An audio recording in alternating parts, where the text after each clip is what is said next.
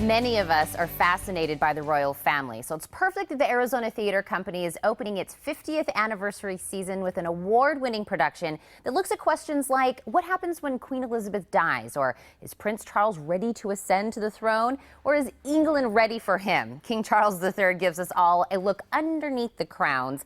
Two of the magnificent actors are joining me today. Welcome Peter Van Norden, who plays Charles, and Kathy Dressbach as Camilla. You guys, thank you so much for being here. Our pleasure. Thank you for having us. So let's kind of get like a little bit of a synopsis of what the play is about.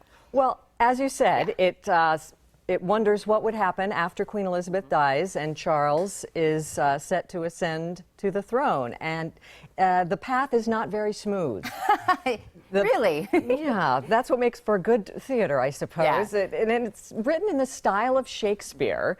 And even though it's a modern story, but it has all the elements of a Shakespeare play. It has political intrigue and betrayal and treachery and Ghosts. ghosts. What? And One particular very special ghost. Oh. And a surprising number of laughs in the show. Yeah. Many at my expense, I'm sorry to say. Well, It's not terribly kind to Camilla. No. Oh, I know. Well, I think that's got to be a little fun to play that kind of a character. But is it kind of weird to play people that are real and that we know them, I guess? It's always weird to play real people. I've done it many times. Yeah. You try not to do an imitation of them because, I mean, I don't look anything like Prince Charles, you know. But you want to give the suggestion of someone real, and then the audience immediately goes, okay, we buy it. Right. It's Prince Charles. Now King Charles. Now, King Charles, exactly. So I would think maybe that could go either way. Like you said, you don't want to, you know, say that I'm, you know, the Prince or King Charles. So what would you say is also maybe another challenge to doing this kind of a play? Well, the verse, obviously, it's written in iambic pentameter. It's written what we call blank verse, unrhymed iambic pentameter. About 80% of the play is in verse. Although you would never know it when you come to see it. It doesn't sound like verse because iambic pentameter is the way human beings speak. Right? So there's a real challenge to that. We owe a certain allegiance to the verse that the playwright has written. Dialects, of course, because these people are all English and from various parts of the country. That's always a challenge.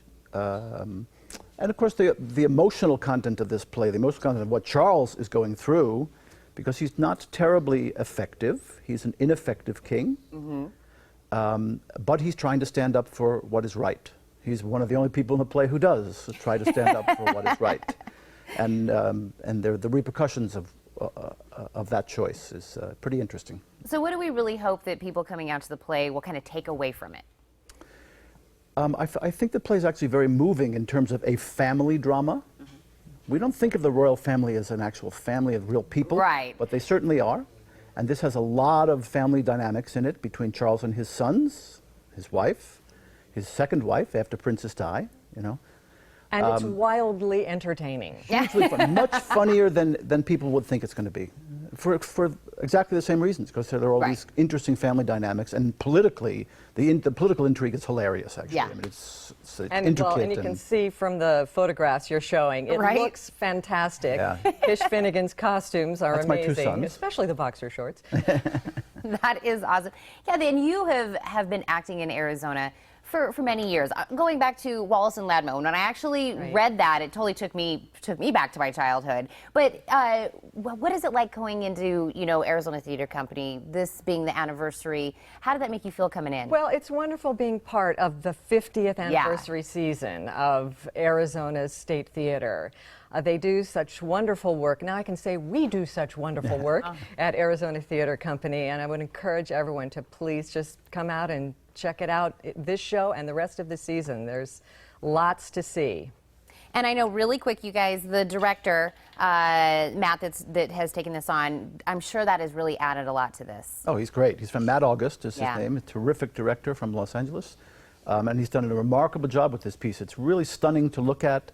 Like I said, it's much funnier than you think, and I think you'll come away actually kind of moved by the experience. Well, our tip of a hat to Matt and to both of you guys. Thank you so much. Please give the rest of the cast my good luck and have such a fun time. Thank you. Absolutely. King Charles III runs until September 30th at the Temple of Music and Art. To get your tickets, call 256-6695 or log on to arizonatheater.org.